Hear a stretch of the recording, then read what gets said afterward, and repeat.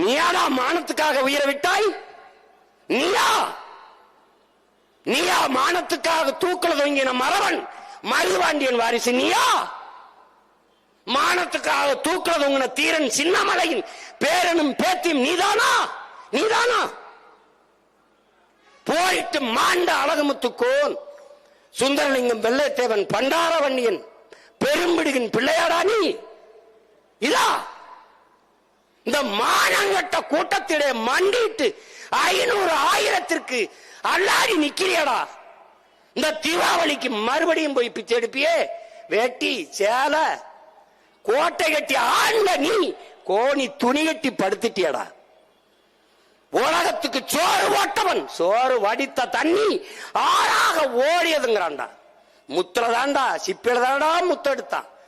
கரும்பு கண்ணல் மொழியில முத்தெடுத்தாண்டாங்கிறடா. வைத்தியக்கார கதிர்வே இந்த மங்களம்ங்கிறான். அங்கதான் மீத்தன் எடுக்கிறான். கதிரை அடித்து கூரை முழுக்க அந்த வைக்கோலை மேய்ந்து வீடு கட்டியிருந்தான். கதிர்வே இந்த மங்களம்.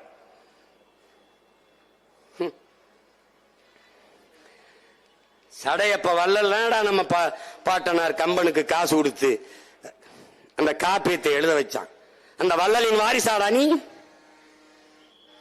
வைத்தியக்காரா, சிவக சிந்தாமணியிலே நம் பாட்டன் திருத்தக்கத்தேவன் எழுதுறானடா. வாசலில் நின்று கணவனும் மனைவியும் போவோர் வருவோரையெல்லாம் அழைப்பார்கள். என் வீட்டிற்கு வாருங்கள், விருந்துண்டு செல்லுங்கள். தும்பை பூ போல மல்லிகை பூ போல சமைத்து வைத்திருக்கிறோம். சாப்பிட்டு விட்டு சும்மா செல்ல வேண்டாம். பொன்னும் மணியும் வைடூரியமும் வைரமும் மாணிக்கமும் அள்ளித் தருகிறோம், கொண்டு செல்லுங்கள். பட்டாடைகள் அள்ளித் தருகிறோம் என்று அப்படி சோற போட்டு பரிசுகளை கொடுத்து அனுப்பி வச்ச பரம்பரைடா. எல்லா பயிலும் உலகத்துல வாசல்ல நாயை கட்டினான்டா. நீ மட்டும்தான்டா திண்ணைய கட்டின.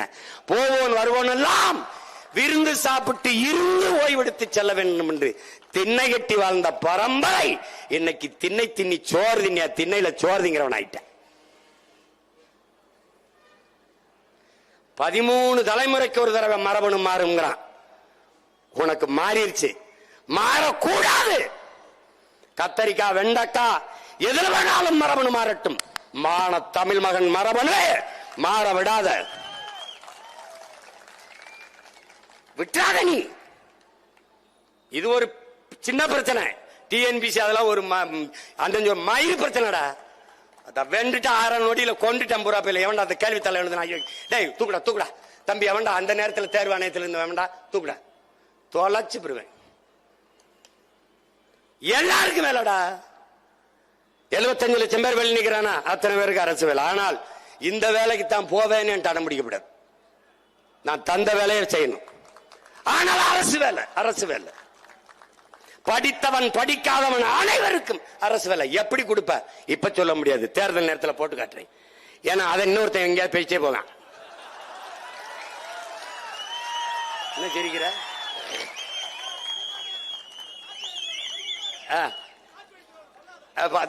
காப்பி அடிச்சிருவான்னா சொல்லிடாதன்றான். அடிக்கிறானா இல்லையாடா?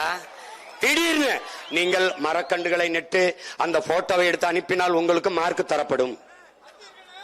அத நான் பேசும்போது மரத்தை கட்டி பிடிச்சிட்டு அழுகிறான். டேய், உங்களை எல்லாம் நான் எங்கடா போய் கொள்றது? அப்புறம் பனை மரத்தை வெட்டாத, கற்பகத்தரு 840க்கு மேற்பட்ட பயன்பாட்டை நமக்கு தருது. அது நீர் வளத்தை பெருக்கி நிலவளத்தை காக்குதுன்னு அண்ணன் பேசுனது அப்படியே அறிக்கையா கொடுத்து பனை மரத்தை வெட்டாதீங்க. நம்ம பெருசா கூட்டத்தில் பேசுறோம்லடா, அவங்கிட்ட ஓரத்தில் இப்படி திரும்பி பேசுறோம்ல. நெய்தல் படையின் மீனவ மக்களை காப்பாற்ற நான் ஒரு படை கட்டுவேன், மீனவர் ராணுவம் கட்டுவேன். இப்ப ஆள் எடுக்கிறாங்க. 10ஆப்பு படிச்சிருந்தா போதும், கொஞ்சம் 6 கிலோமீட்டர் ஓட தெரியும், நீஞ்ச தெரியும். இதை நான் சொல்லும் போது இவரு என்ன இவரு ஏதோ சாத்தியம் இல்லாத ஒருத்தன் பேசிக்கிறான். இப்ப சாத்தியம் இல்லாத நாம பேச தயாரா இல்லை. நாம பிராக்டிக்கலா வந்துருவோம். என்ன பிராக்டிக்கல்? டேய், ஏண்டா இப்படி பைத்தியமா தெரிய அலையிறிய? சாத்தியம் இல்லாத ஒன்றை சாத்தியப்படுத்துவதற்கு பெயர் தான் சாதனை.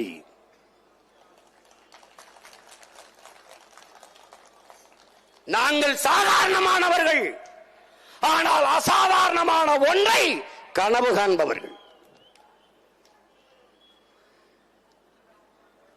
உலகத்தில் யாராலும் சுமக்க முடியாத ஒரு பெருங்கனவை நீ தூக்கி சுமந்து நில்.